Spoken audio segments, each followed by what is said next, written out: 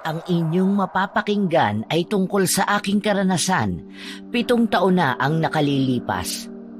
Pero hanggang ngayon ay sariwa pa rin sa aking isipan ang lahat ng detalye na nangyari sa amin ng aking mga kaibigan sa isang isla sa Panay. Masasabi kong yon ang isla ng aking bangungot. Hindi ko nababanggitin kung anong pangalan ng isla na yon.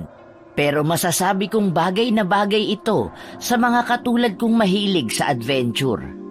Sa isla na yon naninirahan ang dati naming guro na si Professor Ruel Romero na naging head din namin sa Camera Club noong college kami. Ang totoo niyan ay 12 kaming miyembro dati ng Camera Club, pero ang iba sa amin ay naging abala na sa kanilang buhay-buhay. Tanging kami na lang 4 ang naging sobrang lapit sa isa't isa nang makapagtapos kami ng pag-aaral. Kaya nang magdesisyon kaming dalawin si Prof. Ruel ay kami-kami lang din. Ang akala pa nga naming masayang bakasyon ay mauuwi pala sa isang bangungot. Tandang-tanda ko pa nakatapusan yon ng buwan ng Nobyembre. Sinuong namin ang isang lugar na hindi pa namin napupuntahan noon dahil lang sa kagustuhan naming pagsabayin ang pagdalaw sa paborito naming guro at ang bakasyong matagal na naming plinano. Hoy, mamaya na nga yan. Panay kayo picture-picture ah. Tara na't baka mainip si Manong Bangkero na mag-aatid sa atin sa isla. Member ka ba talaga ng Camera Club? Ay mali, ikaw nga pala ang president namin noon. Ang killjoy mo?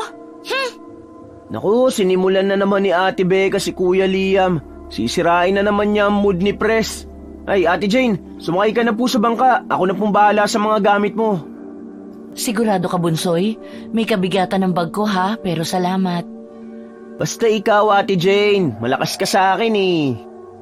Habang nasa biyahe ay napansin ko na panay ang iling ng bangkero matapos kaming tignan na magkakaibigan. Hindi ko alam kung guni-guni ko lang ba ang lahat o hindi. Pero biglang kumabog ang aking dibdib dahil doon. Si Ate Becca naman ay walang hinto sa pagkukwento ng kung ano-ano tungkol sa islang pupuntahan namin. Napapailing na lang ako dahil lahat ng sinasabi niya ay base lang sa kung ano ang nabasa niya sa internet. Ngunit kumunot ang aking noo nang mabanggit niya na may balita daw noon tungkol sa lugar na kanilang pupuntahan na konektado sa paranormal. Ayon pa raw sa nabasa niya ay mapamahiin ang mga naninirahan doon noon pa man. Hindi naman nabago yon sa akin dahil kahit si Prof. Ruel ay sobrang dami ng pamahiin sa tuwing may mga lakad ang grupo noon. Ipinagkibit balikat ko na lang ang aking kabang nararamdaman. Tumanaw na lang ako sa napakalinis at kalmadong tubig ng dagat. Inilagay ko pa nga ang aking kamay sa gilid ng bangka para damhin ang talsik ng tubig. Hoy bruha, nakikinig ka ba? Ano, feeling serena lang? Ang ganda lang kasi ng tubig. Sobrang linaw tapos kitang-kita mo yung ilalim. Becca, sigurado ka ba na makikita natin si Prof. Ruel dun sa isla? Ayon sa research ko, maliit lang ang isla. Saka malay nyo, kilala pala si Prof doon. Pwede naman tayong magtanong. Hindi naman bawal yon. Alam nyo, i-enjoy nyo na lang ang view. Hindi nyo gayahin si Arthur na kumukuha lang ng litrato.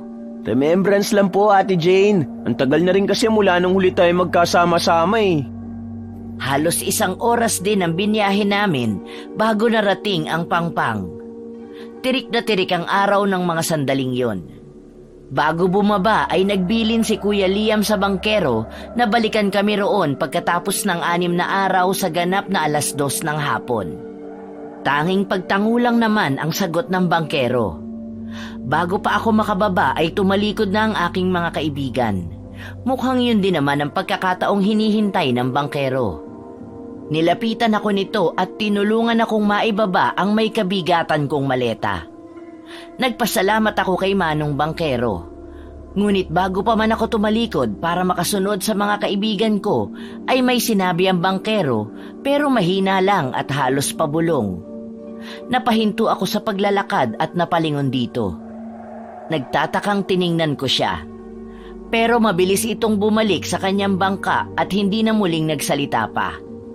Binaliwala ko na lang yon dahil hindi ko naman naintindihan ang sinabi niya. Isa pa ay baka guni-guni ko lang yon. Bumalik ang tingin ko sa harap kung nasaan ang aking mga kaibigan. Nang tingnan ko sila ay napansin kong ilang dipa na ang layo nila mula sa akin. Kung kaya lakad-takbo akong sumunod sa kanila. Inilagay ko sa aking shoulder bag ang kamerang kanina pa nasa aking leeg. Dala na rin ng pagkangawit kahit pa nga nagmamadali ako. Ayos ka lang, Jane? Bilisan mo! Para kang pagong eh. Oo, nandyan na. Lakad-takbo ang ginawa ko para maabutan ko sila. Habang hinihintay nila ako ay sumilong sila sa tabi ng arko kung saan nakalagay ang pangalan ng isla. Napansin ko na may mga nakapilang kalesa doon sa kanilang likuran. Kaya kahit kainitan ng araw ay huminto ako at kinuhang muli ang aking kamera para kuhanan ng mga kaibigan ko na ang background ay ang mga nakapilang kalesa. Natatawa pa ako sapagkat mababaka sa kanila ang pagkainis sa init ng panahon kahit pa nga mahangin. Kuhang-kuha pa sa kamera ang pagtaas ng kilay ni Ate Becca habang nakatingin sa akin. Sinabayan pa nito ng pag-cruise ng kanyang mga braso sa harap ng kanyang dibdib. Kinuhanan ko pa sila ng ilang litrato bago ako naglakad muli palapit sa kanila. Nang makalapit na ako ay nakita ko pa ang pag-irap ni Ate Becca bago kami inaya nitong magtanong-tanong sa mga tao roon. Magkakasama kaming apat na lumapit sa unang kalesa na nasa pila. Si Kuya Liam ang nagtanong sa kutsero kung kilala ba nito si Prof. Ruel. Mabilis namang nakilala nang napagtanungan namin ang retiradong guro. Ayon sa kutsero ay nagturo rin pala ito roon sa mga kabataan pagkatapos magretiro. Wala na raw kasi ang paaralan sa kanilang isla dahil nasira ito ng bagyong harurot. Inarkila na lang namin ang kutsero at ang kalesa nito na ihatid kami sa bahay ng dating guro. Masayang-masaya naman ito sa narinig sa amin. Mukhang madalang ang nagagawi sa isla nila kaya lahat ng tingin ng mga kutsero ay nasa amin. Ayos! Ngayon lang ako makakasakay sa kalesa. Haler, may kalesa sa luneta, no? Alam mo naman pong bahay-eskwela lang ako noon. Nung makagraduate naman ako, masyado na ako naging abala sa trabaho kaya wala akong panahon magliwaliw. Tumigil na nga kayo. Sakay na para makarating na tayo sa pupuntahan natin. Isa-isa kaming sumakay sa kalesang kulay asul ni Manong Kutsero. May mga drawing pa roon ng mga isda, shell at kung ano-anong lamang dagat. Habang umaandar ang kalesa ay walang tigil si Arthur kakukuha ng litrato sa kabayo at sa kutsero. Mababakas talaga ang saya at pananabik sa mukha nito na nakikita ko lang sa tuwing may project kami noon. Si Kuya Liam naman ay nakikipagkwentuhan kay Manong Kutsero tungkol sa pamumuhay doon sa isla. Naalala ko tuloy noong gumawa kami ng magazine para sa project ng Camera Club ay ito ang nakikipag-usap sa mga taong ilalagay namin doon. Habang si Ate Becca ay panay ang retouch sa mukha dahil humulas na daw ang makeup nito na hindi na bago sa amin. Noon pa man ay gusto nitong laging nakaayos at laging mukhang fresh. Napapangiti na lang ako habang pinapanood ang mga kaibigan ko. Habang nakatanaw ako sa mga dinadaanan namin na maalikabok at malubak, ay may sinabi ang kutsero na nakuha ng aking atensyon. Maliit lang daw ang populasyon sa isla at kadalasan pangaraw kung walang magpupunta roon ay halos walang kita ang mga kutsero.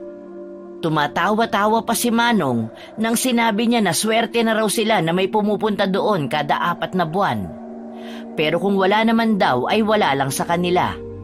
Marami raw kasing chismis tungkol sa islang yon. Maraming kwento pa si Manong pero may isa talaga na pumukaw sa aking interes. Yun ay ang bali-balita raw na isla ng mga aswang ang lugar nila kaya wala masyadong nagpupunta. Mababakas naman ang lungkot sa mukha ng kutsero kahit pa nga nakangiti ito. Magtatanong pa sana ako kung totoo ba yun nang matabig ako ni Ate Becca dahil hahampasin pala nito si Arthur. Ate Becca, alam mo epic ang kakapatong mo ng foundation sa mukha mo.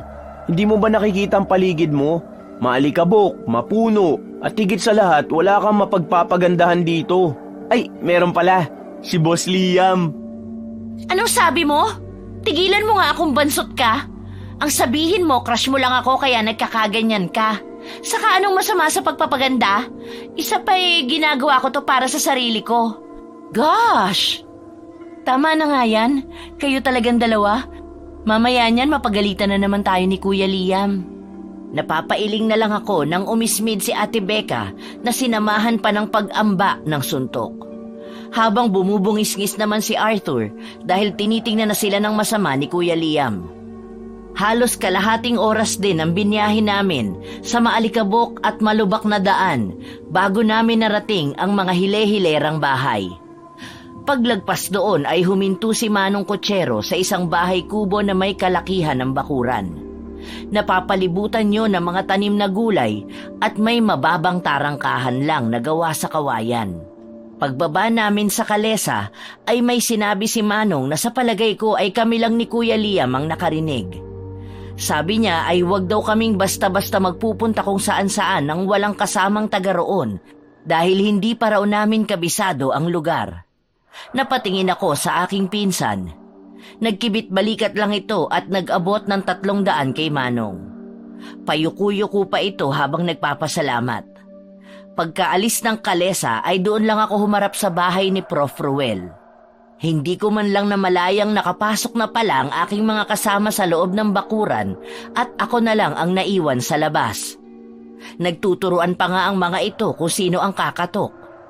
Umiling naman si Kuya Liam at akmang kakatok na nang biglang bumukas ang pinto at bumungad ang isang matandang may hawak-hawak na tungkod.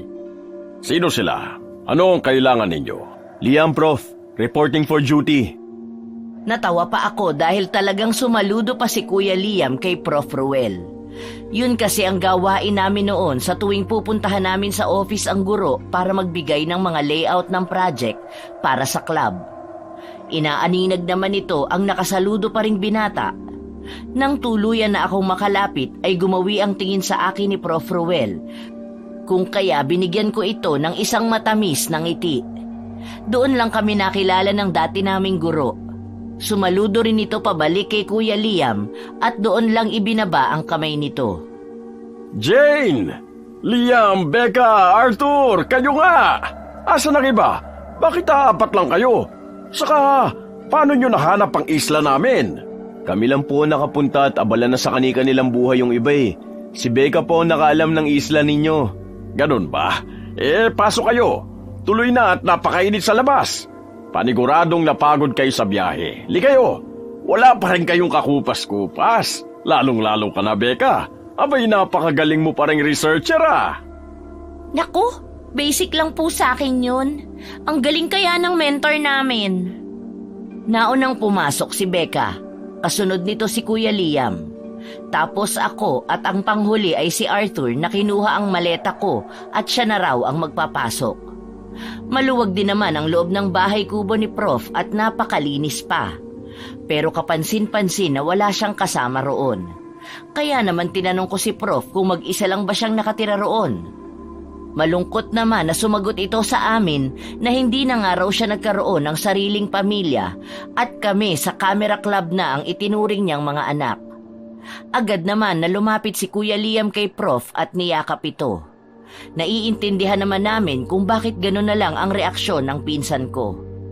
Lumaki kasi itong walang ama, kaya napalapit talaga ito ng husto sa retiradong guro. Napalingon naman ako kay Arthur nang makarinig kami ng tunog ng mga supot. Hindi lang pala ako ang nakapansin nun. Isa-isa nitong nilalabas ang mga dala naming pagkain. Dahil doon ay nabura ang ngiti ni Ate Becca at tumingin ng masama sa binata. Kahit kailan, panira ka talaga ng moment. Wala ka bang alam na ibang pwedeng gawin? Inilalabas ko lang naman ang mga pasalubong natin para kay Prof. Bakit ba lagi mainit ang ulo mo sa akin, Ate Becca? Menopausal ka na po ba? Aba, talaga nga naman. Ay! Hinubad ni Ate Becca ang suot niyang sandals at ibinato yon sa nakayukong si Arthur na naglalabas pa rin ng mga pagkain.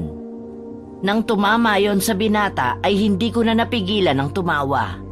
Lalo na nang iangat nito ang mukha at namilog ang mga matang maluha-luha. Mukhang kahit ito ay hindi makapaniwalang babatuhin siya ni Ate Becca. Akmang ibabato pa ni Ate Becca ang isa sa sandals niya nang tumayo sa gitna nila si Kuya Liam at namewang sa kanila. Mababakas ang pagkadismaya nito sa ginawa ng dalawa. Naririnig ko pang bumubulong-bulong si Ate Becca na pasalamat daw si Kuya Liam dahil gwapo siya bago ito nag-walk out at nagtungo sa kusina. Prof, pakialaman ko na po ang kusina mo ha. Nauuhaw na po kasi ako eh. Sige lang, nak. Gawin niyo ang gusto niyo. Feel at home. Kitang-kita naman sa mga mata ni Prof. Ruel ang saya. Plano sana nitong asikasuhin kami, pero nagpresenta na lang kaming magkakaibigan na kaya na namin. Kung kaya pinakialaman na namin ang kusina niya. Habang siya naman ay nakaupo lang at nakikipagkwentuhan kay Arthur na mukhang hindi yata nauubusan ang sasabihin. Si Ate Becca naman ay iniayos ang mga dala naming stock ng pagkain pagkatapos nitong uminom ng tubig. Habang ako na ang bahalang magluto ng uulamin namin. Si Kuya Liam ay ginagawa ng tsaa ang matanda habang hinihintay na matapos ako sa piniprito kong meatloaf. Nagsalang na din ako ng kanin. Napansin ko lang na iba ang kulay ng bigas nila. Maitim-itim yun na parang abuhin. Kung hindi ako nagkakamali yun ang tinatawag nilang black rice. Nang matapos na ako magluto ay inihain ko na rin yun. Kitang-kita ko pa ang gulat at pagkakunot ng noo ni Ate Becca. Ano yan? Natutong? Tanga ka ba, Ate Becca? Black rice ang tawag dyan. Healthy yan at mahal na klase ng bigas sa Maynila. Akala ko ba ikaw ang pinakamagaling sa atin? Tanga talaga? Inate mo pa ako. Peste ka? Psst, tama na yan. Mahiya naman kayo. Nakakatuwa naman. Hindi pa rin kayo nagbabago. Natawa na lang sina Prof, kila Becca at Arthur. Pagkatapos ng pasasalamat ay doon lang kami kumain. Pagkatapos nun ay nagkanya-kanya na ng pupwestuhan ng mga kasama ko para umidlip. Si Prof naman ay pumasok sa kanyang kwarto para magpahinga. Noong una ay sinubukan ko ring umidlip. Pero hindi talaga ako dalawin ng antok kahit pa nga halos tumambling na ako. Kung kaya kinuha ko ang aking kamera at lumabas ng bahay kubo ni Prof Ruel. Naglakad-lakad ako at humihinto lang pag may gusto akong kuhanan ng litrato. Sa kalalakad ko ay hindi ko napansing na gawin na pala ako sa mapunong lugar. Plano ko na sanang bumalik sa pinanggalingan ko pero may narinig akong lagaslas ng tubig. Sinundan ko ang pinanggagalingan nun at natagpuan ko ang isang talon na may napakalinaw na tubig. Sobrang nakakamangha ang nakikita ng aking mga mata. Kumikislap-kislap pa ang tubig na tinatamaan ng sinag ng araw. Kinuhanan ko yun para maipakita sa aking mga kaibigan. Inilibot ko ang aking paningin sa buong paligid at may isang kumpol ng halamang namumulaklak malapit kung saan bumabagsak ang tubig. Iba't iba ang kulay nun at sa tanang buhay ko ay ngayon lang ako nakakita ng ganong uri ng bulaklak. Lalapit sana ako ng bahagya para mas maganda ang kuha nang may isang matandang babae ang bigla na lang lumitaw sa kung saan at tinawag ako. Nilingon ko ito. Nakasuot siya ng mahabang palda na kulay itim at puting pang itaas. May balabal din itong nakataklob sa kanyang ulo. Babatiin ko sana ito pero naunahan akong magsalita ng matanda. Nagagalit ito sa akin at sinasabing umalis na ako doon kung gusto ko pang mabuhay. Dala na rin ng takot at sindak ay nagmamadali akong bumalik sa bahay kubo ni Prof Ruel. Palingon-lingon pa ako sa aking likuran habang binabaybay ang daan pabalik. Nakahinga lang ako ng maluwag nang makalabas na ako sa mapunong parte ng lugar na yon. Lakad-takbo na rin ang aking ginawa para makauwi ka agad. Pagdating sa bahay kubo ni Prof Ruel ay hinihingal pa akong isinara ang pintong aking dinaanan.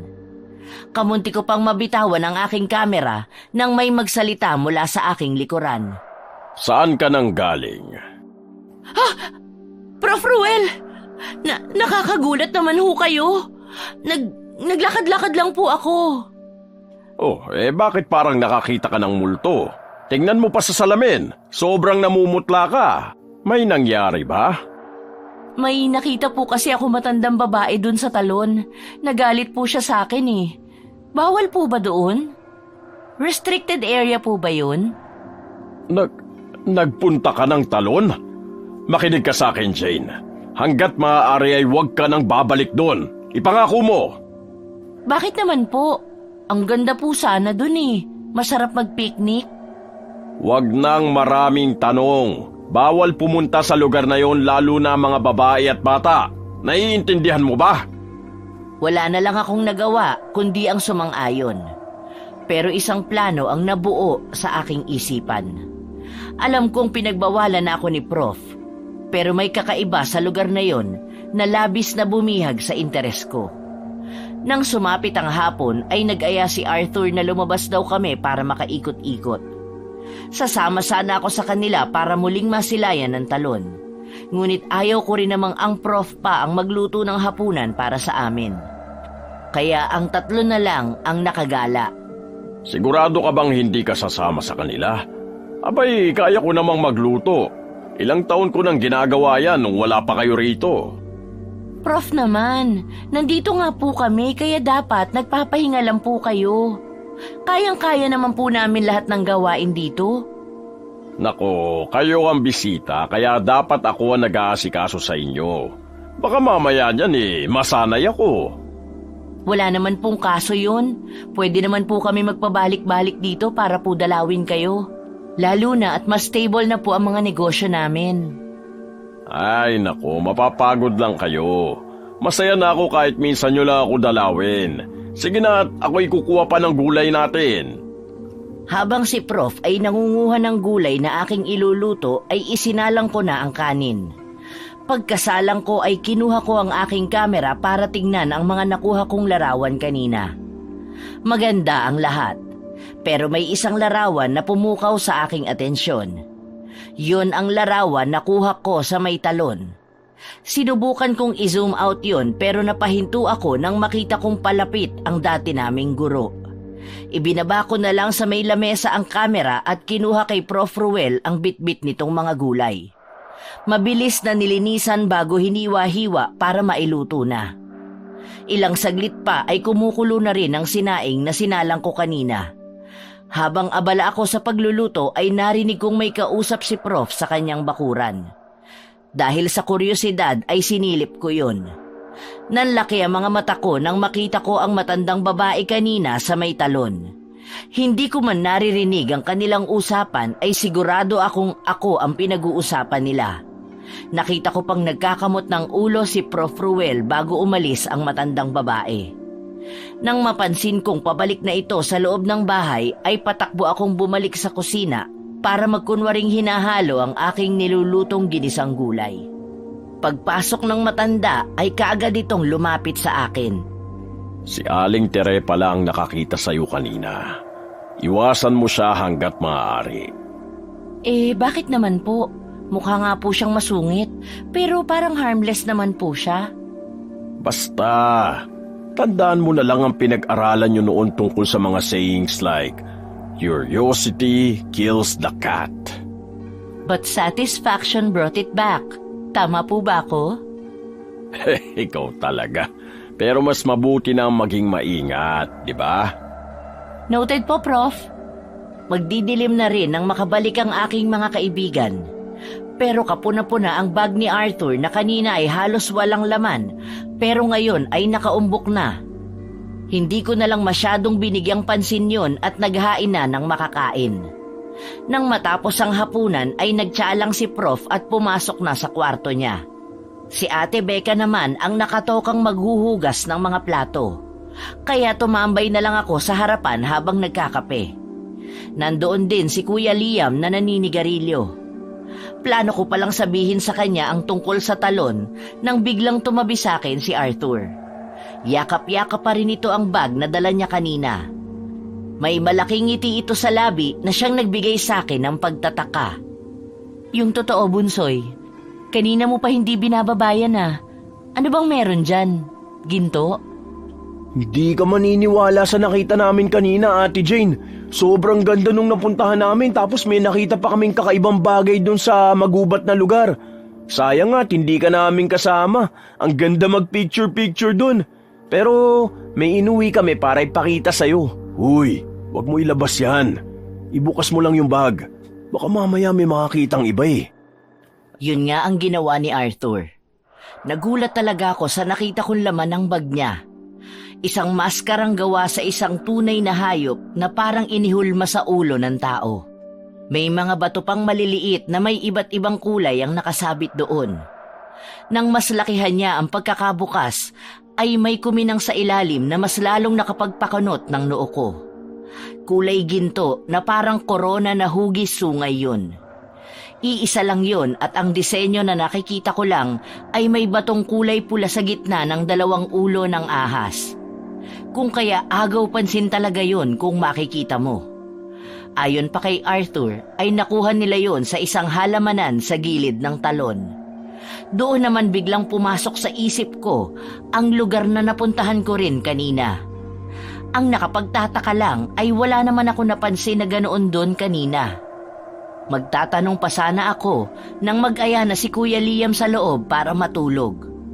Dala na rin ng pagod ko ay pumasok na rin ako at dumiretso sa kusina para hugasan ang tasang pinag-inuman ko ng kape.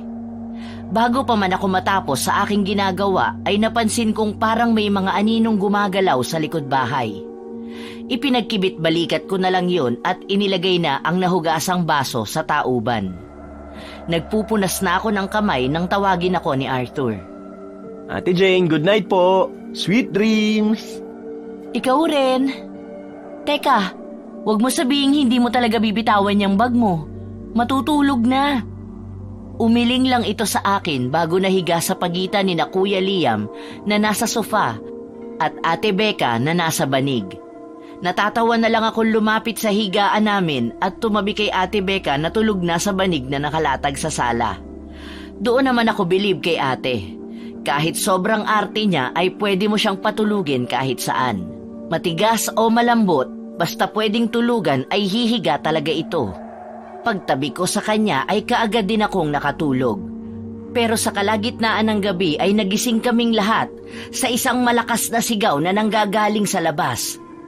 Wala sa loob na napatingin ako sa relong nakalimutan kong hubarin. Nagtaka pa ako nang ang nakalagay doon ay 2:00 ng madaling araw. Napabangon tuloy ako. Ganon din ang mga kasama ko. Sabay-sabay kaming napasilip sa may bintanang ditaas. Yun naman ang inabutan ni Prof. Ruel na pupungas-pungas pang lumabas sa kanyang kwarto. Oh, anong meron? Nagkakagulo po sa labas sa mga tao. Hindi naman po namin maintindihan kung ano nangyayari. Hindi sumagot si Prof. Ruel at dumiretso ito papunta sa labas. Kami namang 4 ay bumalik sa pagkakasilip sa bintana para makiusyoso. Pilit na nag-uusisa sa labas kahit pa nga hindi namin maintindihan ang mga sinasabi nila. Nagbabaka sakaling may masagap kaming chismis. Sabay-sabay kaming bumalik sa pagkakaupo sa sofa nang makita naming pabalik na si Prof. Ruel sa loob. Pero pagpasok nito ay hindi man lang kami tinapunan ng tingin. Dire-diretso lang ito sa kanyang itak na nakasabit malapit sa kusina. Doon na tumayo si Kuya Liam at lumapit ito sa dating guro. Ano pong nangyayari? Kailangan nating magpadugo. Dahil kung hindi ay magpapatuloy ang gulo dito sa amin. Magpadugo? Bakit po? Para saan? Kaugalian yun dito sa amin sa tuwing may nawawala. Magtatanong pa sana kaming magkakaibigan pero mabilis na lumabas ang matanda. Kung kaya nagdesisyon kaming sundan na lang ito. Sumunod kami sa kanya hanggang sa may likuran ng kubo kung saan naroon ang kulungan nito ng mga manok. Basta na lang dumampot si Prof. Ruel ng isa sa mga yon. Binitbit niya yon hanggang sa may tarangkahan at doon ginilitan ang manok. Pagkatapos nun ay may isang matandang babae na tumatakbo habang umiiyak ang napadaan. Sumisigaw ito at parang may hinahanap. Isang malakas na kakaibang tunog ang pumailan lang sa paligid. Kumunot ang aking noo nang makitang nagmamadaling magsipasok sa loob ng kani-kanilang bahay ang lahat ng tao na kanina lang ay nagkakagulo. Maging si Prof. Ruel ay pinapasok na rin kami. Hindi ko maintindihan kung ano ba ang nangyayari pero sumunod pa rin kami sa matanda. Pagkapasok namin ay mabilis na isinara ni Prof. ang pinto at hinarangan pa yon ng bangko. Nagmamadali pa itong pumunta sa kusina at nang bumalik ay may bitbit ng mga bawang. Isa-isang isinabit ni Prof ang mga bawang sa mga nakausling pako sa gilid ng mga bintana. Nais ko pa sanang mag-usisa pero sumenya sa akin si Kuya Liam na wag na muna at siya na ang bahala. Nang malagyan ng bawang ang bawat sulok ng bahay ay doon lang umupo si Prof Ruel. Humihingal pa ito at mababakas ang takot sa kanyang mukha. Nang hindi na ako nakatiis ay nagtanong na ako sa aming dating guro. Prof, ano po bang nangyayari? Saka, anong ibig niyo pong sabihin kanina na magpapatuloy ang gulo at nagpapadugo kayo kapag may nawawala? Huwag nyo nang alamin. Mas magandang wala kayong alam. Pero... Huwag ka nang maraming tanong. Kilala ko kayo. Alam ko kung anong gagawin ninyo sa oras na may malaman kayo. Isa lang ang sasabihin ko sa inyo. Hindi ligtas kung mag-uusisa kayo. Ayoko mapahama kayo. Sana maintindihan ninyo. Kung hindi po pala kami ligtas, mas dapat po naming malaman kung anong nangyayari. Paano po namin maiiwasan kung kahit isang ideya wala po kami? Hindi na ito umimik pa. Sumandal lang si Prof at tumingala na parabang ang lalim ng iniisip. Sinabihan naman kami ni Kuya Liam na bumalik na kami sa pagkakatulog. Ayoko mang sundin yon ay alam kong may plano si Kuya Liam para mapagsalita namin si Prof Ruel. Pero dumaan ang magdamag na nakabantay lang sa amin ang aming guro. Hindi pa rin naman nagtangka si Kuya Liam na magtanong dito na labis kong ipinagtataka. Ang buong akala ko kasi ay kukulitin nito ang matanda dahil siya naman ang paborito. Pagsapit ng 6:00 ng umaga ay naghanda na ako ng almusal namin. Si Kuya Liam ay nakatulog pa habang nakaupo. Si Ate Becca at Arthur naman ay nahihimbing pa sa pagtulog sa banig. Si Prof Ruel ay lumabas nang magkaroon na ng liwanag sa langit. Habang abala ako sa paghahanda ng almusal ay may kumatok sa pinto. Lalapitan ko na sana yon, pero nagising si Kuya Liam at nagpresintang siya na lang ang magbubukas. Naghahain na ako nang muling marinig ko ang pagbukas-sara ng pinto. Hindi ko na lang pinansin yon dahil alam ko namang si Kuya Liam lang yon. Paggawi ng tingin ko sa sala ay nakita kong ginigising ni Kuya ang 2 tulog pa rin. Nandoon na rin ang dating guro at kasama nito ang kutserong naghatid sa amin doon kahapon. Dahan-dahan kong binaba ang bandehado ng kanin nang bumangon na si Ate Becca. Bumalik ako sa kusina para magsalang ng mainit na tubig para sa kape na iaalok ko sa bisita ni Prof Ruel at sa mga kaibigan ko. Nang maisalang ko na ay saka ko lumapit sa kanila para sana ayain na silang mag-almusal, pero nangunot ang aking noo sa narinig. Handa po akong tumulong sa paghanap. Isasama ko po si Arthur. Pero kayo po, Prof Ruel, maiwan na lang dito kasama ang mga babae. Masyado ko na pong matanda para dun eh. Alam ko naman yun. Pero hindi nyo naman kailangan saluhin ang obligasyon ko dito sa isla. Ayoko na kayong maabala pa. Di ba po para nyo na kaming anak? At bilang anak po ay tungkulin namin ang alagaan kayo. At bilang anak ay responsibilidad naming gawin ang makabubuti para sa inyo. Anong paghahanap ang pinag-uusapan ninyo? Si Kuya Liam na ang nagbigay sa akin ng sagot sa tanong ko. 3 batang babae pala ang nawala kahapon at isa naman nung gabi. Ngayon ang unang araw ng paghahanap ng mga ito sa kanila. At dahil nga matanda na si Prof ay nagsabi ang pinsan ko na sila na lang ni Arthur ang sasama sa paggagalugad ng mga lugar. Sa huli ay pumayag din ang matanda. Pero bago lumakad ang mga ito ay kumain muna sila. Dahil nga dadalawa lang silang naiwan na kasama ni Prof, ay si Ate Becca na ang naghugas ng lahat ng pinagkainan, maging ang mga pinaglutuan. Bandang 3:00 ng hapon ay dumating ang pawis na sina Kuya Liam at Arthur. Malulungkot ang mga mukha ng mga ito. Kung kaya sa palagay ko ay may hindi magandang nangyari. Oh, anong balita? Ano nangyari? May nahanap po kaming isa. Pero patay na po. Parang dinukot ang puso at may ilang parte na po ng katawan niyang nawawala. Butas din ang tagiliran nito. Nakakaawa, sobrang bata pa niya. Sinong halang ang kaluluwang gagawa nun sa isang inosente? Hindi lang po yun. Parang pinahirapan pa ang bata dahil sa dilat na dilat pa ang mga mata nito. Tapatin niyo nga po ako. Ano po ba talagang meron dito sa isla niyo? Sige, sasabihin ko sa inyo. Pero mangako kayong hindi na kayo mag-iimbestiga pa. Lahat kami ay lumapit kay Prof.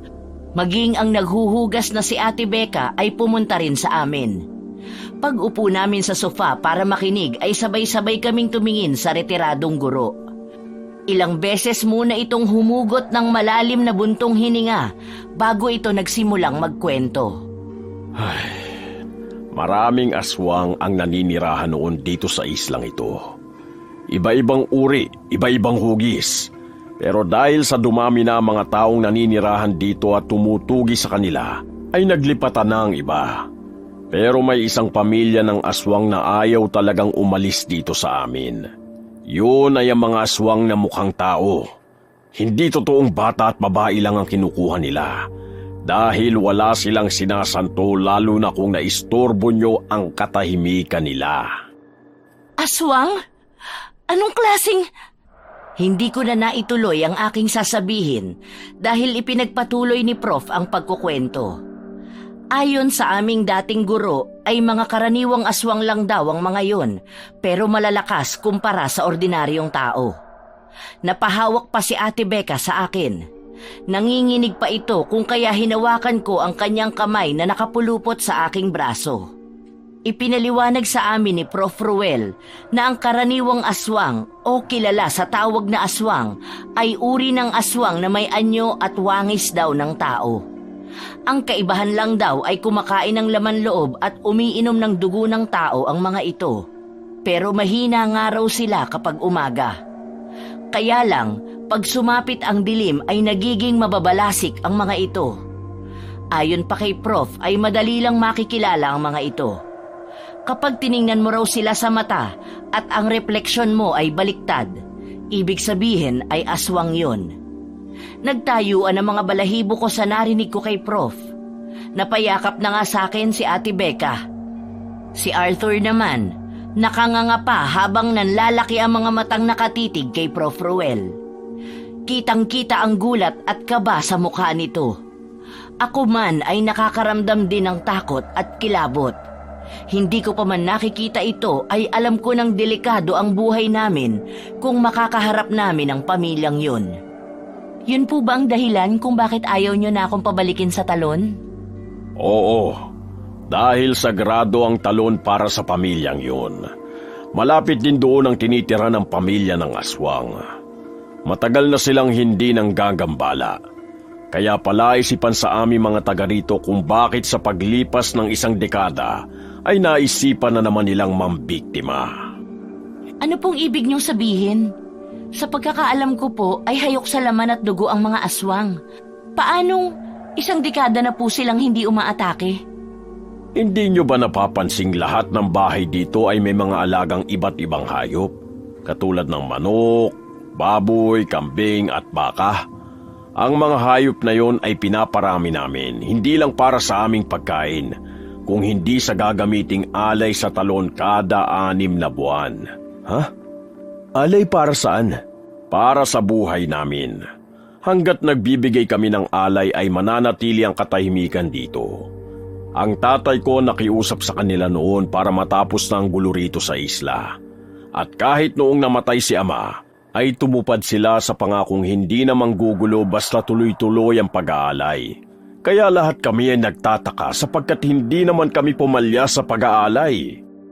Nahinto lang sa pagkukwento si Prof. Ruel nang makarinig kami ng malakas na kaluskos sa likurang bahagi ng kubo. Bitbit ang itak at mga sibat na dala nila Kuya Liam na galing sa kotsero noong naglibot sila ay magkakasama naming tinungo ang likod bahay. Nagulantang kaming lahat nang makitang sira na ang bakod at may ilang mga manok doon ang patay na sa gitna ng kulungan ng mga ito. Ngunit imbis na lapitan yun, ay halos pagtulakan kami ni Prof. Ruel pabalik sa loob ng bahay.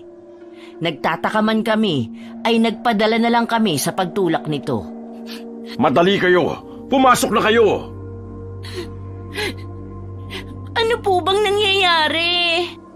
Ang aswang ang may gawa nun. Paniguradong nagpakawala mga ito ng kanilang mga alaga o kung hindi man, ay nagbibigay na sila ng signos ng pagsisimula na naman ng gulo. Natahimik ang lahat at pilit naming iniisip kung ano ang sunod na mangyayari. Kung kakayanin pa ba namin ang manatili sa lugar na yon. Lumipas ang ilang araw at patuloy na nanggugulo ang mga aswang. Karamihan ng mga nawawala ay mga dalaga, binata o mga bata. Simula rin ang ikalawang araw namin doon ay tulala na si Arthur. Hindi na ito nakakausap ng maayos. Para bang ang lalim-lalim lagi ng iniisip. Kagaya na lang ngayon na nasa harapang bahay ito at nakayakap sa bag niya. Nilapitan ko siya para sana tanungin kung bakit kahit saan siya magpunta ay dala-dala niya ang bag. Tumingin lang ito sa akin. Wala na ang dating sigla sa mga mata nito at ang malulokong ngiti sa labi. Ayos ka lang ba? Ilang araw ka nang ganyan na. Nakakapanibago. Namimiss ko ang bunsoy naming maingay at makulit. Marami lang akong iniisip, ate. 3 araw na lang babalik ng bangkerong inarkila natin. Makakaalis na rin tayo sa lugar na to, di ba? Hindi naman tayo dito mamamatay, di ba? Yung totoo, nakakahalata na ako sa'yo ha. May inililihim ka ba sa amin? Saka bakit naman pumasok sa isip mo na mamamatay tayo rito? Hindi nila tayo magagalaw. Magtiwala ka lang sa Diyos. Hindi kaya ako ang dahilan ng pagsugod nila? Bakit pakiramdam ko may nagawa akong mali? Ate Jane, hindi na ako makapag-isip ng diretsyo. Gulong-gulo na ang utak ko eh. Ano bang sinasabi mo? Ano naman ang kinalaman mo sa pag-atake nila, Aber? Aswang sila, Arthur. At ang mga aswang ay walang pinipili. Basta aatake na lang kahit walang dahilan. Huwag mong sisihin ang sarili mo. Poprotektahan natin ang isa't isa. Pagkasabi ko noon ay biglang humagulgol si Arthur. Niyakap ko ito para kahit papano ay mabawasan ang takot nito. Takot din naman ako. Hindi pa ako handang mamatay. Pero sa sitwasyon namin ngayon ay hindi ako pwedeng panghinaan ng loob. Hinahagod ko pa ang likuran ni Bunsoy sa pag-asang gagaan ang pakiramdam nito kahit kaunti. Yun naman ang dinatna ni Kuya Liam. Pinapapasok na kami nito dahil nag-aagaw na ang liwanag at dilim. Tatayo na sana kami nang bigla na lang akong may makitang asong malaki na nakatitig sa amin mula sa labas ng tarangkahan ng bahay kubo ni Prof. Kulay itim yun at mabalahibo. Matatalim ang tingin nito sa amin. Nagbigay sa akin ng kakaibang kilabot ang tinging ipinupukol nito. Bubugawin na sana yon ni Kuya Liam nang biglang lumitaw si Prof. Ruel at pinagmamadali kaming papasukin sa loob ng bahay. Nakita ko pang nag-sign of the cross ito bago sumunod sa aming 3. Pagkapasok namin ay tarantang isinara ng retiradong guro ang mga bintana. Hindi na lang ako umimik dahil sa aking napagtanto na baka aswang o alaga ng aswang ang asong nasa labas kanina. Anong nangyari? Makinig kayo mabuti. Wala nang lalabas sa inyo kahit ano ang mangyari. Paano po kung naiihi na ako? Nasa labas pa naman ang banyo. Hindi sumagot si Prof. Ruel sa tanong na yon ni Ate Becca. Nagtungo lang ito sa isang cabinet na nasa pagitan ng sala at kusina. Pinanood lang namin ang matanda na naghahalongkat doon. Ilang saglit pa ay nakita kong may inilabas na isang arinola doon si Prof. Wala sa loob na napalingon ako kay Ate Becca sapagkat alam kong hindi pa ito nakakagamit ng ganon. At mukhang tama nga ako dahil tinanong nito si Prof kung ano ang lalagyan na hawak nito. Gusto kong humagalpak ng tawa sa reaksyon ni Ate Becca nang sabihin ng dati naming guro na doon ito iihi. Kung wala siguro kami sa ganitong lugar ay baka nabuli na naman ito ni Arthur. Para mapigilan ang gustong kumuwalang tawa ay nilingon ko ang sofa kung saan umupo kanina si Arthur. Pero nawala ang papalabas na tawa ko nang makita kong wala doon ang binata. Tanging ang bag lang nito na lagi niyang yakap ang nasa sofa. Kaagad kong inilibot ang aking mga mata. Pero kahit anino niya ay hindi ko makita. Kuya Liam, nakita mo po ba si Arthur? Pinaupo ko sa... Si Arthur! Arthur! Prof. Ruel, nawawala si Arthur! Hanapin po natin siya! Sino nagbukas ng bintana? Anak ng tipaklong, mukhang nadali tayo. Lalabas ako tingin ng tulong kina Kapitan.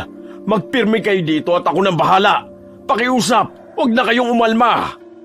Pero... Walang pero-pero. Hindi ninyo kilala ang kalaban ninyo. Bigla na lang nag-iiyak si Ate Becca. Maging ako ay nagulat sa naging reaksyon niya. Nilapitan ito ni Kuya Liam at niyakap, habang si Prof naman ay tinapunan lang kami ng tingin bago nagmamadaling lumabas. Napalapit ako sa pintong nakabukas at tinanaw ang retiradong guro na halos liparin na ang daan papunta sa bahay ng kapitan sa isla. Nasa pinakadulo pa kasi yun.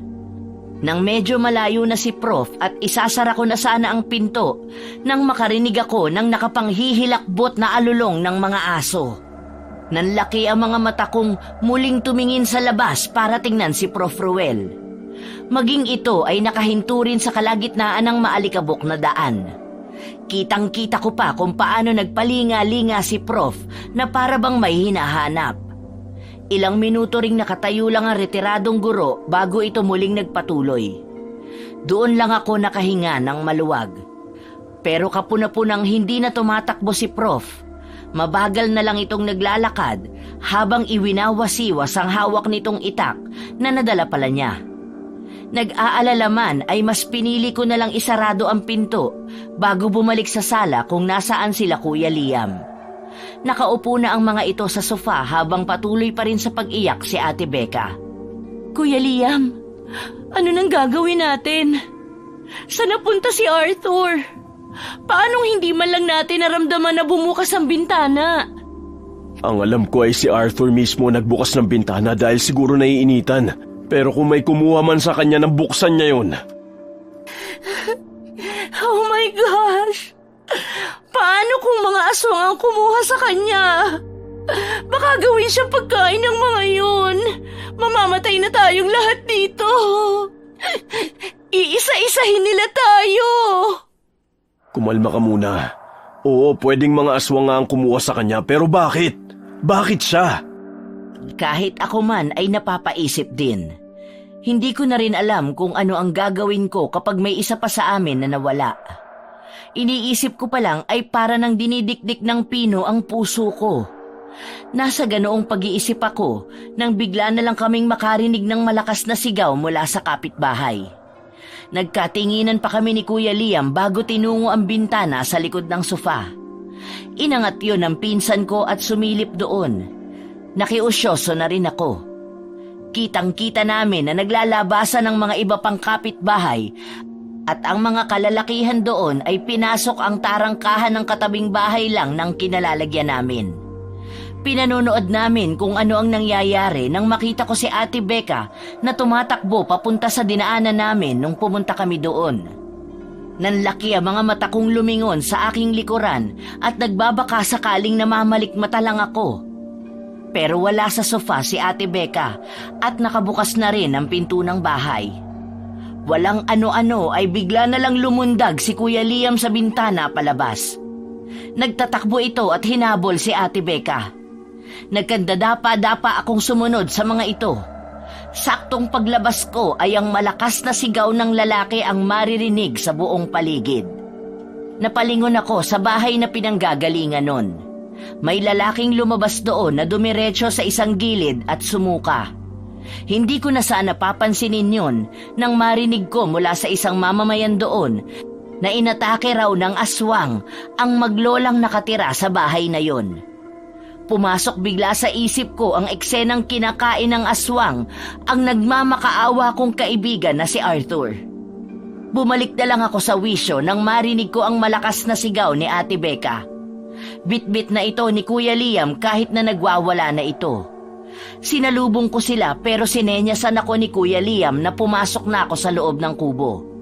Hindi pa man kami nakakarating sa tarangkahan ay dinig na dinig ko ang mga lagabog ng paghampas ni Ate Becca sa likod ni Kuya Liam. Ang sweet niyo naman. Pagbalik natin sa Maynila, mag-aabay ako sa kasal niyo, ha? Anong sweet dito? Para ako sa akong binitbit nitong mokong na to eh. Ibaba mo nga kasi ako. Uuwi na ako sa amin. Ayoko na rito. Kitang-kita ko ang pagkainis sa mukha ni Kuya Liam. Nang makapasok na kami ay walang ingat na ibinaba nito si Ate Becca. Galit na galit naman ito at patuloy na binubulyawan ang pinsan ko. Dahil sumasakit na ang tenga ko sa pagsigaw-sigaw ni Ate Becca, ay nagdesisyon na lang ako lumabas para makiusyoso sa mga tao roon. Pagdating sa mga nagkukumpulang tao ay narinig kong pinag-uusapan nila na ngayon lang daw naging ganitong muli ang mga aswang. Noon daw ay tanging ang mga naliligaw lang sa mga teritoryo ng mga ito ang pinag-iinteresan. Kaya maging ang mga ito ay nagtatanungan kung ano ba talaga ang dahilan. Marami pa akong ibang narinig patungkol sa mga aswang na yon. Pero kahit isa ay wala man lang ibang tinawag dito kundi aswang. Kaya wala kaming ideya kung anong uri ba ng aswang ang naninirahan sa islang yon. Susubukan ko sanang pumasok sa bahay ng napatay na maglola nang makarinig ako ng tumatawag sa akin. May galit sa boses nito. Nang lingunin ko ay nakita ko si Prof. Ruel na may kasamang may edad na lalaki na siguro ay halos nasa 60 na. Jane Shane Casio! Yari, nahuli ako. Malaki ang ginawa kong mga hakbang palapit sa dalawang matandang lalaki. Iniyuko ko rin ang aking ulo dahil paniguradong galit sa akin si Prof. Sa tanang buhay ko ay ngayon lang ako tinawag nito sa buong pangalan. Tanging sina Arthur at Ate Becca lang ang madalas na ganunin nito.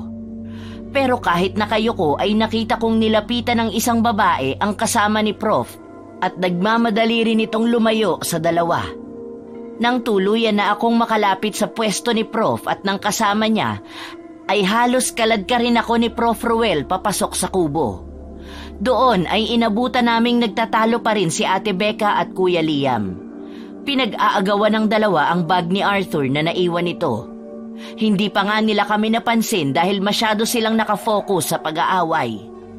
Isang mahinang ubo naman ang narinig kong pinakawalan ni Prof. Ruel na hanggang ngayon ay nakahawak pa rin sa aking pulsuhan. Sabay na napatingin ang dalawa. Nabitawan pa nga ni Ate Becca ang bag habang si Kuya naman ay kaagad na itinago yon sa kanyang likod. Kahit pa nga alam na alam niyang nakita na namin. Ano yan? Bakit mo tinatago? Wala po. Mga gamit lang po ni Arthur to. Bueno, sinamahan na ako ni Kapitan dito para sana makausap kayo. Sa ngayon abala pa siya sa gulong nangyayari sa labas. Ano nga pala nangyari nung wala ako? May nangyari bang masama sa maglola? Inatake sila ng aswang. Narinig ko po sa isa sa kapitbahay nyo na isang magaling na antingero ang lolo nyo noon at isa namang manunugis ng aswang ang tatay nyo. Baka po may alam kayong paraan kung paano namin mababawi si Arthur kung mga aswang nga po ang kumuha sa kanya. Kwento na lang yun at isa pa ay matagal na silang wala. Kaya ang tanging magagawa na lang natin ay manalangin na buhay pa ang kaibigan nyo. Gusto kong magtampo kay Prof ng mga oras na yon. Alam kong may alam siya pero hindi niya sinasabi sa amin. Kitang-kita ko ang pag-aalangan sa kanyang mga mata ng mga sandaling yun. Kaya naman tumingin ako kay Kuya Liam. Hinihiling ko na mapansin din niya ang napansin ko. Pero mukhang wala kay Prof ang atensyon niya. Didiretsuhin ko na sana si Prof nang biglang lumitaw sa may pinto ang kapitan ng isla. Kaagad yung nilapitan ni Prof kung kaya lumapit ako kay Kuya Liam at sinabihan siyang kailangan naming mabawi si Arthur. Binigyan lang ako nito ng isang nangungusap na tingin. Pero hindi maintindihan ang ibig niyang iparating. Tatanungin ko pa lang siya nang biglang lumapit sa amin ang kanina pang naghi-hysterical na si Ate Becca. Sa palagay ko, may kinalaman na mga nakuha namin ng sagubat. Manahimik ka. Di pa nga tayo sigurado sa inala mo eh. You mean yung sungay na may dalawang ulo ng ahas at may bato sa gitna? Saka yung maskara na mukhang baboy ramo o kung anumang hayop yun? Sinabihan ko na kasi silang wag nang galawin yun eh. Pero ang titigas ng ulo. At ngayon naman sinisisi mo kami. Hindi ba ikaw ang nagsabi na malaking pera ang makukuha natin kung madadala natin yun sa Maynila dahil sa batong nasa gitna ng hugis-sungay ng hayop? It was your idea. Pero natigil ang pagtatalo ng dalawa nang marinig namin ang boses ni Prof. Ruel na parang may kausap. Nagmamadali akong tumayo at inawang ng bahagya ang bintana. Saktong-sakto naman ang pwesto ko dahil kitang-kita ko doon ang dalawang matandang nag-uusap. Nung una ay wala akong ibang naririnig kundi ang pag-uusap nila tungkol sa paghahanap kay Arthur. Pero bigla na lang sinabi ng kausap ni Prof na bakit hindi raw naming subukan tingnan sa hawla ng mga bihag. Nalilito naman ako dahil hindi ko mawari kung ano ba ang tinutukoy nitong hawla. Kung nagulat ako sa sinabi ni Kapitan, ay mas nabigla ako sa sagot ni Prof. Kapitan, ilang taon nang hindi ginagamit ng mga aswang ang mga yun. Isa pa ay mukhang wala akong kakayahang makipag-usap sa kanila. Hindi ako si Itay. Magkaiba kami. Kung sakali mang doon nga nila dinalang isa sa bisita ko, iisa lang ang ibig sabihin nun. May balak na silang magpalit ng namumuno sa kabilugan ng buwan at tayong mga taga rito ay magiging mga dagana naman nila. Kung ako ay nagulat, ang kausap naman ni Prof ay natahimik at napayuko. Nakitang bumubuka-buka pa ang bibig ng kausap nito pero hindi ko na narinig ang iba pa nitong sinasabi. Babalik na sana ako kila Kuya Liam nang makita kong tumalikod na si Prof kay Kapitan at inaya itong pumasok. Pero napabalik ako nang biglang sumigaw si Kapitan at sinabihang duwag si Prof. Kung totoo raw na mahalaga kaming mga bisita niya, ay hindi nito hahayaang maging bahagi kami ng ritual sa pagsasali ng pamumuno. Halos pigil ang hiningang hinihintay ko ang mga isasagot ni Prof. Muli ay nakita kong hinarap ni Prof ang Kapitan at saka ito sinabihan na kahit lumaban pa kami ay kulang ang lakas ng mga taga roon para labanan ang mga umaagaw sa posisyon ng namumuno sa mga ito. Ngayon ko lang nalaman na marami pa palang alam ang matanda tungkol sa kalabang ayaw nitong labanan. Bigla akong nawala ng gana sa pakikinig sa mga ito. Para sa akin ay sapat na ang mga narinig ko para bumuo kami ng sarili naming plano upang mailigtas si Arthur. Isinara ko na ang pagkakaawang ng bintana. Umatras ako para lang malamang nasa likuran ko pala ang pinsan ko. Kuya Liam! Kung ayaw niyang sabihin sa atin kung saan natin makikita si Arthur, pues ako ang maghahanap kahit galugarin ko pa ang buong gubat. At paano, Aber? Ano naman ang magagawa natin kung wala man lang tayong idea kung saan magsisimula? Sige nga, sabihin mo sa akin, paanong possible yung gusto mo? May plano ako. Hindi na naituloy ni Kuya Liam ang kanyang sasabihin nang biglang bumukas ang pinto at iniluwanon sina Prof at Kapitan. Nakikita ko ang lungkot sa mukha ng may edad na kapitan. Tumayo ako at sinalubong sila para alukin ng kape ang kasama ni Prof pero tumanggi lang ito. Sinabi lang nito sa amin na nagkausap na sila ni Prof at bukas na bukas, pagsikat ng araw ay sasamahan kami nitong hanapin ang nawawalang si Arthur. Nagpasalamat ako sa kapitan at sumulyap ng palihim sa retiradong guro. Walang emosyon itong ipinapakita. Pagkatapos kong alukin namang maupo ang kapitan ay muling tumanggi ito at nagpaalam na. Habang si Prof naman ay bigla na lang nag-walk out. Medyo hindi ko nagustuhan ng ipinakitang ugali ng matanda.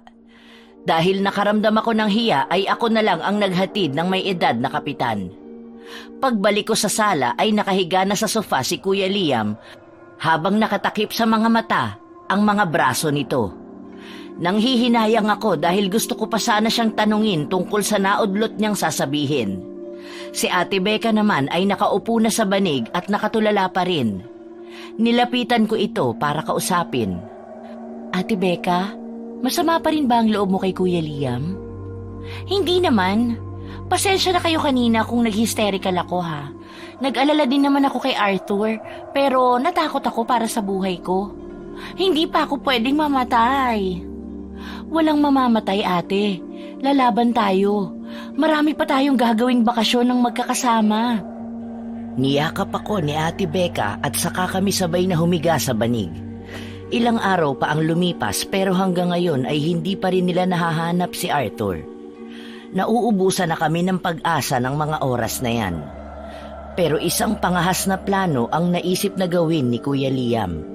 Hindi ko man gusto ang paraang naiisip nito ay sumang-ayon na rin ako. Hapon na yon ang huling araw namin sa isla. Naisipan ni Kuya Liam na halongkatin namin ang mga gamit sa kabinet na nasa sala sa pag-asang may makukuha kami doon na maaaring magamit sa gagawin namin. Inaya ng pinsan ko si Prof na kausapin sina Kapitan para sa huling araw ng paghahanap kay Arthur bukas. Naiwan naman kami ni Ate Becca. Ako ang magkakalkal sa kabinet habang si Ate Becca naman ang magiging watcher ko kung pabalik na ba sila Prof. Hindi na kasi namin matagalan ang kaduwagan nila. Marami na kasi ang nawala pero wala pa ring kilos na ginagawa ang mga taga roon para matigil ang mga nangyayari. Kaya kung sila uupo lang, pues kami ay hindi. Habang iniisa-isa kong kinakalkal ang laman ng kabinet ay may nakita kong isang tela roon. Inangat ko yon at napansin kong may kabigatan kahit pa nga kakapiranggot lang ang nakabalumbon na telang yon. Tinanggal ko ang pagkakabalumbon nun at doon ko nakita ang isang bilog na metal na mukhang palawit sa kwintas. Ang tali nito ay parang gawa sa tinirintas na hibla ng kahoy. Ano to? Pendant? Ang weird! Dalian mo na dyan! Natatanong ko na sina Prof! Dali! Eto na nga, binabalik ko lang yung nilabas ko. Patapos na to. Pagkasara ko ay narinig ko na ang boses ni Prof. Taranta akong tumayo at ibinulsa sa aking shorts ang nakuha kong palawit. Eksakto namang pumasok sina Kuya Liam. Namumula sa galit si Prof at hindi ko maintindihan kung ano ba ang pinagtatalunan ng dalawa. Nabubuwang ka na! Sa oras na dumating na ang bangkero ay ipapahatid ko na kayo! Sa ayaw at sa gusto nyo! At yun ang desisyon ko! Hindi nyo po ako pwedeng pigilan. Buhay ko to kaya gagawin ko ang lahat ng gusto ko. At ito po ang tandaan nyo. Hindi po ako aalis dito nang hindi kasama si Arthur. Kahit kalad ka rin nyo pa ako papunta sa bangka. Ah, yan ang gusto mo? Sige, pababayaan kitang humukay ng sarili mong libingan. Pumunta ka ron sa lungga ng mga aswang at hanapin mo ang mga hawla para mas mapadali ang paghahanap mo kay kamatayan. Pagkasabi nun ni Prof. Ruel ay dire-diretso na itong naglakad papunta na naman sa silid nito. Sa tuwing may iniiwasan itong usapin ay lagi na lang ganon ang ginagawa sa amin ni Prof. Mas lalo tuloy ako nawawala ng amor sa kanya. Napapailing na lang ako kaya ibinaling ko na lang ang aking atensyon kay Kuya Liam. Tinanong ko ito kung ano ba ang nangyari. Hindi ito sumagot. Bagkus ay sumenyas ito sa amin na sundan siya. Yun naman ang ginawa namin ni Ate Becca. Pagdating sa labas ay kaagad nitong sinabi na bukas ay uuwi na kami ni Ate Becca. Napasimangot ako dahil nakuha ko kung ano ang ibig niyang sabihin. Hindi ako aalis ng isla nang hindi ka kasama. Uuwi rin ako. Kailangan ko lang hanapin si Arthur bago ako bumalik ng Maynila. What? Pinapauwi mo kami at magpapaiwan ka? Nababaliw ka na nga talaga. By the way, ano nga pala yung nakita mo sa loob ng cabinet, Jane? Naging signal naman yon para ilabas ko ang bilog na palawit sa aking bulsa. Iniabot ko yon kay Ate Becca. Sabi nito ay parang anting-anting daw yon o pangontra sa kung ano. Kinuha yon ni Kuya Liam sa kamay ni Ate Becca at ibinulsa yon. Sinabi nito sa amin ang plano nito. Pagsapit daw ng gabi ay lalakad kami para hanapin ang hawla na pinag-uusapan nila Kapitan at Prof. Wala man kaming kasiguraduhan ay buo naman ang loob namin sa aming gagawin. Sabay kaming tumango ni Ate Becca at saka kami inaya ni Kuya na magluto na ng hapunan. Nang sumapit na ang gabi ay maingat kaming naghanda ng aming mga dadalhin para sa paghahanap kay Arthur. Kinuha ko ang bag na dating laging yakap ni Bunsoy.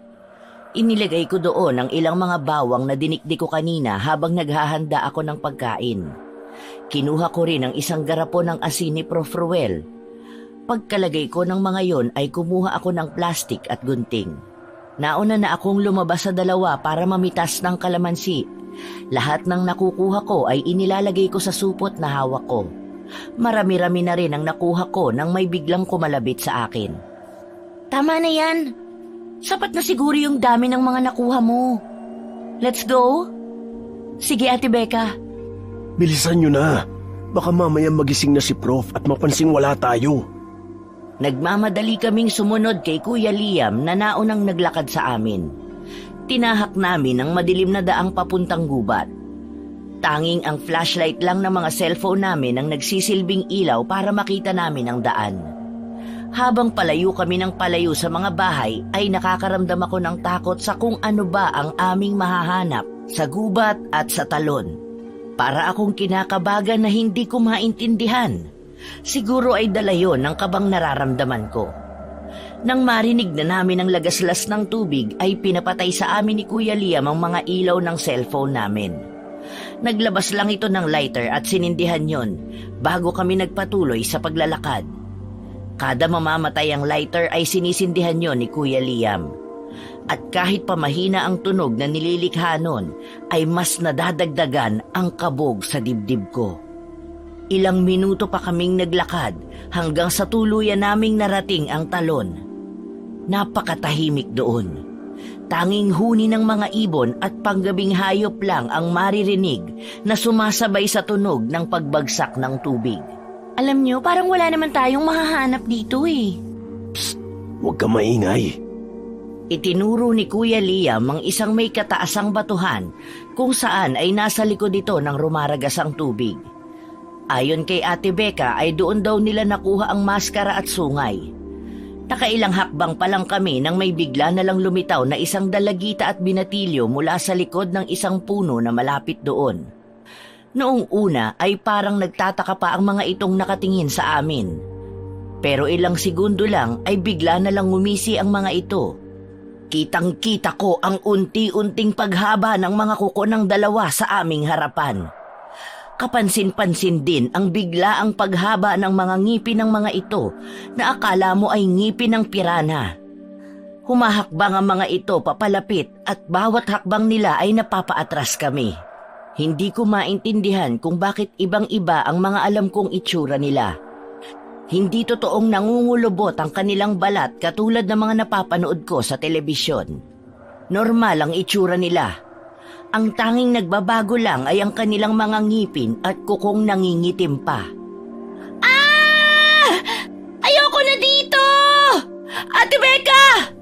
Nanlalaki ang mga mata kong nakatingin sa papalayong si Ate Becca.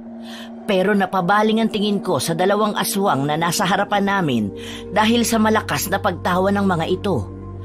Tapos bigla na lang tumakbo ang binatilyo sa direksyon kung saan din nagpunta si Ate Becca.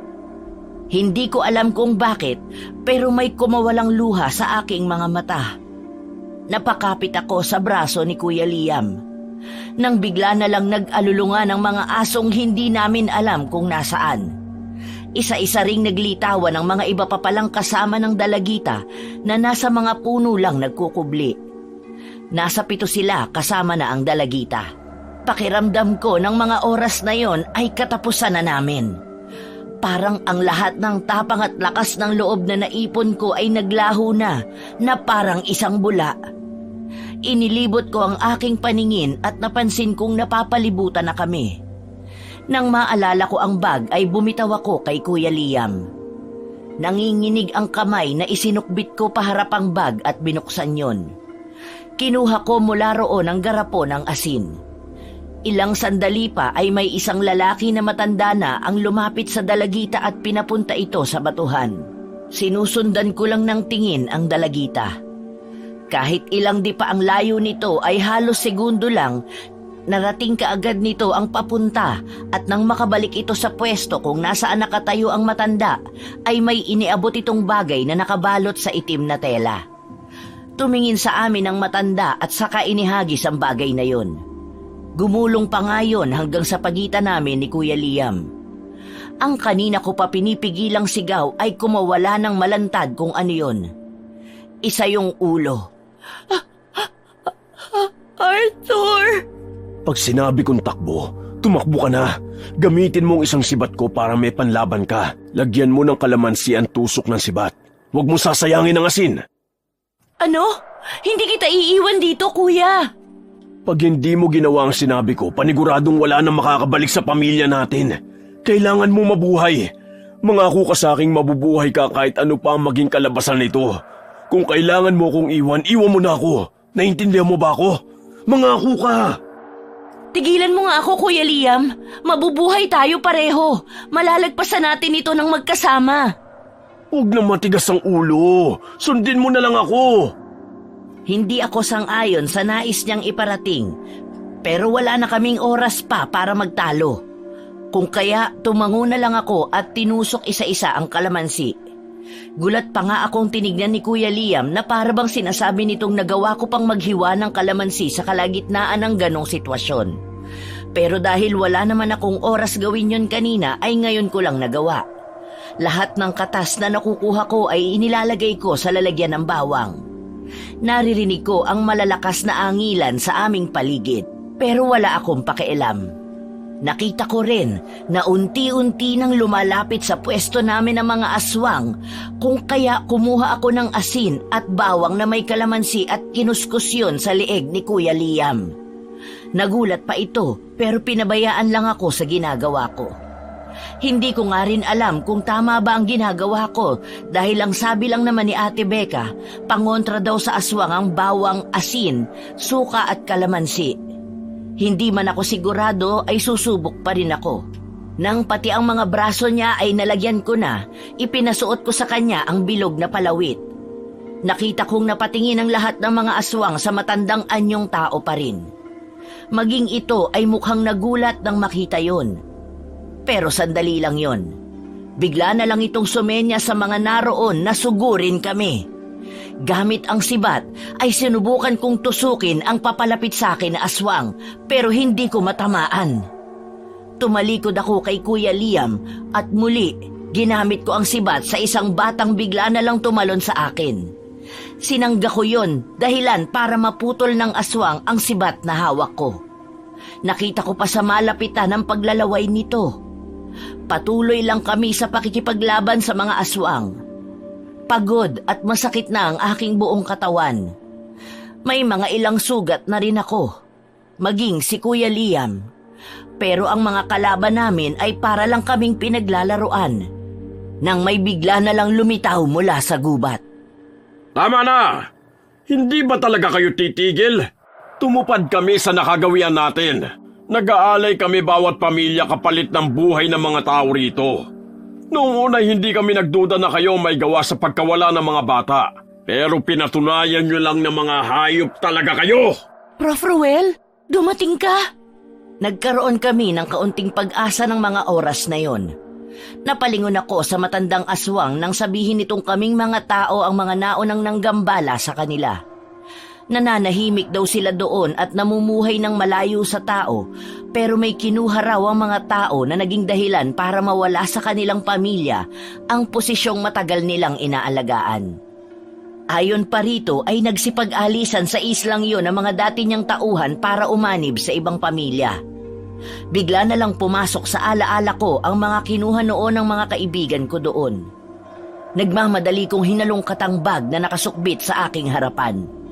Mula roon ay inilabas ko ang maskara at ang isang parang sungay. Nag-angilan lalo ang mga aswang na nasa paligid namin. Gulat naman ang nakita ko sa mukha ni Prof. Ruel. Itinaas ko yon gamit ang aking dalawang kamay. Ito ba ang kinuha nila? Nagbabaka sakali akong ito nga ang kanilang hinahanap. Dahil kung yun nga ay magagamit ko yon para kami ay mabuhay. Sumagot ang matandang aswang sa akin at sinabing yun nga raw. At kami raw ay mga pangahas dahil kinuha namin yun. Ibabalik ko sa inyo ang kinuha ng mga kaibigan ko. Pero hahayaan nyo kami makaalis sa lugar na ito at wala nang ibang masasaktan pang mamamayan ng isla. Tumingin ang matandang aswang kay Prof. Ruel. Bago tumango sa amin at pinalapit ang dalaga para kunin ang hawak ko. May pag-aalinlangan man ay iniabot ko yon.